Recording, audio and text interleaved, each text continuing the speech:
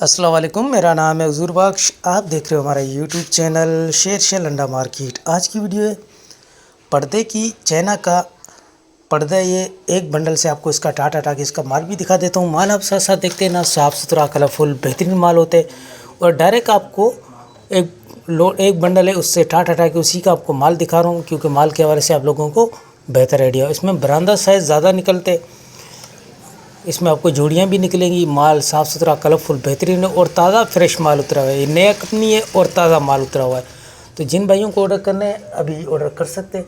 Payment हमारी advance होती है, जैसे कैश, इजी पैसा, मिज़ान बैंक के थ्रू। डिलीवरी चार्जेस आप लोगों के होते हैं, चाहे यहाँ से माड़ीपुर अड्डे के हो, चाहे माड़ीपुर अड्डे से आपके अपने शेयर के, दोनों आपको पे करने होते। पूरे पाकिस्तान में माल हमारा टकड्डे के थ्रू जाते। अगर हमारी वीडियो अच्छी लगे तो हमारी वीडियो को लाइक शेयर फॉलो लाजमी करें, क्योंकि हमारे हर आने वाली वीडियो आपको बआसानी मिलती रहे। इसमें कलरफुल माल है और जिन भाइयों को ऑर्डर करना है वो ऑर्डर कर सकते हैं। 80 किलो इस बंडल का वज़न है, 15,000 रुपये इसकी रेट है। एक बंडल का आप ऑर्डर कर सकते हो।